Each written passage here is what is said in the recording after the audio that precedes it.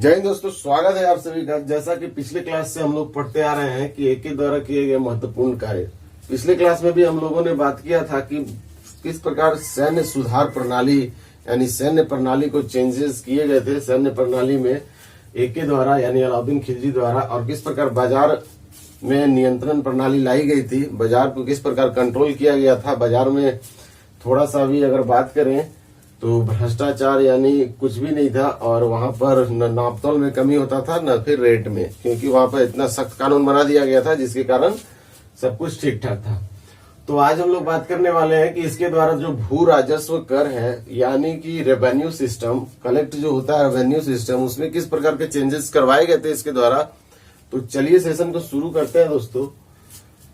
Session शुरू करने से पहले आपको बता दें दोस्तों कि हमारे YouTube चैनल पे एक नया अगर सब्जेक्ट के बारे में बात करें, इंडियन ज्योग्राफी को फुल्ली कवर किया जाएगा एकदम अच्छे से।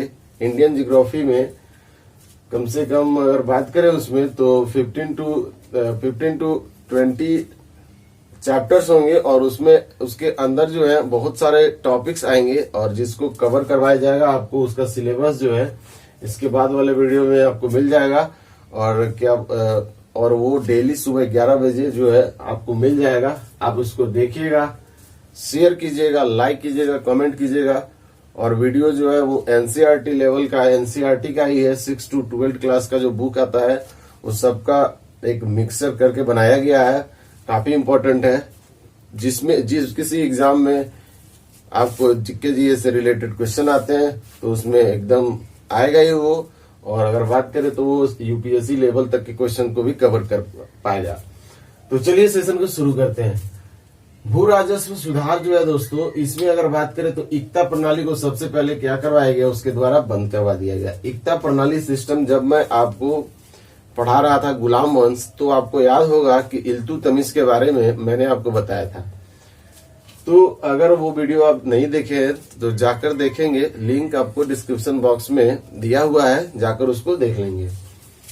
तो क्या मैंने बताया कि इक्ता प्रणाली सिस्टम जो है लागू करवाया गया था इल्तुतमिश के द्वारा। गुलाम वंश का जो रूलर था उसके द्वारा उसकी स्थापना किया गया था इक्ता प्रणाली।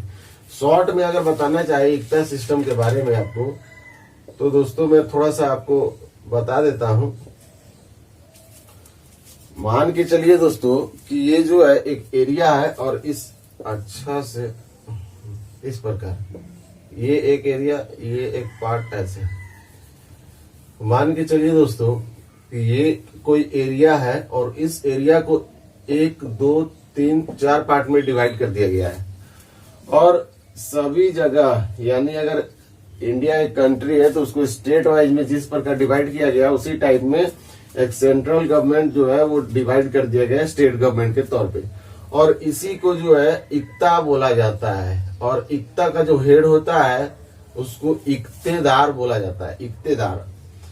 तो सभी जगहों पर इक्ता होगा और इक्तेदार होंगे, सभी इसका नाम इक्ता है, ये भी इक्ता, तो इक्तेदार। और क्या होता था, यहाँ का जो रेवेन्यू कलेक्ट किया जाता था, इस मान लीजिए अगर इसको स्टेट बोले, हम लोग अभी स्टेट बोलते हैं, उस समय इसको इक्ता बोला जाता था। तो इक्ता में क्या होता था, जितना भी रेवेन्यू कलेक्ट किया जाता था और उसके बाद जो इक्तेदार होता था वो अपना हिस्सा रख करके बाकी जो भी बचता था वो सेंट्रल गवर्नमेंट को डायरेक्ट यानी अलाउद्दीन खिलजी को भेज देता था। सभी इक्ते में यही होता था। लेकिन इसने क्या करवाया, इक्ता प्रणाली को ही बंद करवा दिया।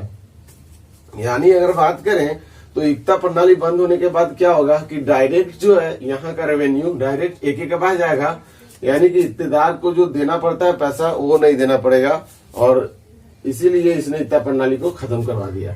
अधिकतर भूमि को इसने खालसा करवा दिया। खालसा का मतलब दोस्तों आप लोगों को पता होगा कि खालसा का मतलब होता है जिस पर राज्य सरकार का जो है वो नहीं रहेगा उसका वैल्यू, और उस पर डायरेक्ट सेंट्रल गवर्नमेंट जो है राज करती है। कोई भी भूमि है दोस्तों तो जिस पर डायरेक्ट केंद्र सरकार की नजर होती है, केंद्र सरकार की पकड़ होती है, केंद्र सरकार उसको देखती है, तो उसी को खालसा बोलते हैं। और अधिकतर भूमि को इसने खालसा करवा दिया ताकि वहां का डायरेक्ट जो रिवेन्यू है वो मेरे पास आएगा, सेंट्रल गवर्नमेंट के अधीन हो जाता है ये जमीन। जैसे आज के जमाने में हम लोग का जो केंद्र शासित प्रदेश है, केंद्र उसको प्रोटेक्ट करती है, उसी टाइप का ये अधिकतर भूमि को खालसा करवा दिया। दो आप वाले क्षेत्र में क्या किया, करों को 50% तक बढ़ा दिया। तो आपके क्षेत्र का मतलब है दोस्तों गंगा यमुना के बीच वाले एरिया, जैसे ये गंगा रिवर है और यहाँ से यमुना रिवर निकलती है, तो ये जो बीच वाला जो एरिया है दोस्तों ये काफी उपजाऊ होती है। आपको पता है कि नदी द्वारा बहा कर लाए जाते हैं उपजाऊ मिट्टी और उस किनारे पर जो है वो जमा कर देती है। और ये जो मिट्टी होती है दोस्तों इसको एलुवियल सॉइल बोला जाता है, यानी कि जलोढ़ मृदा, और ये सबसे ज्यादा उपजाऊ मिट्टी होती है। तो यहाँ पर एके द्वारा बोला जाता है कि इस वाले रीजन में सबसे ज्यादा फसल उगाए जाते हैं, सबसे भारी मात्रा में फसल होता है, इसलिए यहाँ पर आप लोगों को 50% कर देना पड़ेगा। जिसके कारण 50% मतलब 1/2 हाफ तक बढ़ा दिया जाता है। और एके द्वारा जमीन की पैमाइश करवाई जाती है, पैमाइश यानी मेजर करवाया जाता है। और भू राजस्व के लिए एक पोस्ट बनाया गया था जिसका नाम था दीवान मुस्तखराज। और दीवान मुस्तखराज का काम क्या था?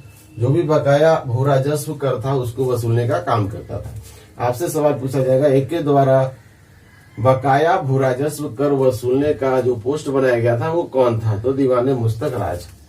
निर्माण कार्य क्या करवाए गए उसके बारे में अभी दोस्तों बात करेंगे। उम्मीद करते कि यहाँ तक समझ में आया होगा। तो चलिए सेशन को दोस्तों आगे बढ़ाते हैं। नेक्स्ट अगर बात करेंगे दोस्तों तो इसके द्वारा जो निर्माण कार्य करवाए गए थे इसके बारे में जान लेते हैं। तो सीरी फोर्ट जो है, सीरी फोर्ट यानी सीरी का किला, हौज ए खास यानी हौजे खास, अलाई मीनार और अलाई दरवाजा। अलाई दरवाजा आपका दिल्ली में है, तो अलाई दरवाजा, सीरी फोर्ट, हौजे खास, अलाई मीनार, अलाई दरवाजा, इसके द्वारा निर्माण कार्य करवाए गए थे। और 5 जनवरी 1316 एडी में इसकी जो है वो मृत्यु हो जाती है दोस्तों। और अगला शासक यानी नेक्स्ट जो रूलर बनता है वो कुतुबुद्दीन मुबारक खिलजी। कुतुबुद्दीन मुबारक खिलजी जो है इसका पुत्र था। और 1316 ईस्वी में यानी इसकी मृत्यु के पश्चात दिल्ली की गद्दी पर ये बैठता है। और ये एक अयोग्य शासक होता है, एकदम मूर्ख शासक होता है। और इसे जो है नग्न पुरुष स्त्री के संगत पसंद था और इसी से आपको पता चल रहा होगा। और कभी कभी ये स्त्री का वस्त्र पहनकर भी दरबार में आ जाता था। कभी कभी ऐसा भी बोला जाता है कि ये नग्न ही दरबार में कूदने लगता था, चलने लगता था। तो इस प्रकार जो है ये जो है शासक के लायक नहीं था। तो इसने जो है वो खलीफा का भी उपाधि धारण कर लेता है। और आपसे पूछा जाएगा कि खिलजी डायनेस्टी में किसने खलीफा का उपाधि धारण किया था, किस शासक ने? तो आपको बताना होगा कि कुतुबुद्दीन मुबारक खिलजी। मुबारक के वजीर जो है इसी का वजीर खुसरो खान ने 15 अप्रैल 1320 एडी में क्या होता है, इसकी हत्या कर देता है और हत्या करके स्वयं दिल्ली के सिंहासन पर बैठ जाता है 15 अप्रैल 1320 को। और 15 सितंबर 1320 एडी में क्या होता है, जस्ट 5-6 महीने के बाद दोस्तों खुसरो खां को पराजित करके गाजी मलिक जो है वो गयासुद्दीन तुगलक के नाम से 8 सितंबर 1320 एडी को दिल्ली के सिंहासन पर बैठ जाता है, यानी दिल्ली पर कब्जा कर लेता है। अब यहाँ से दोस्तों हम लोग को पढ़ना पड़ेगा तुगलक डायनेस्टी, यानी अब हम लोग बात करेंगे तुगलक डायनेस्टी के बारे में नेक्स्ट क्लास से। और तुगलक डायनेस्टी का जो फाउंडर है वो गयासुद्दीन तुगलक।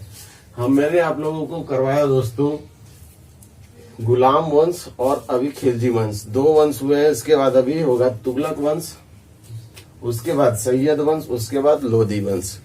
तो उम्मीद करते हैं दोस्तों आज का सेशन आपको अच्छा लगा होगा। अच्छा लगे तो लाइक शेयर कमेंट कीजिएगा और अच्छा नहीं लगे तो डिसलाइक कीजिएगा। मिलते हैं अगले वीडियो में, तब तक के लिए bye, take care, good bye and have a nice day.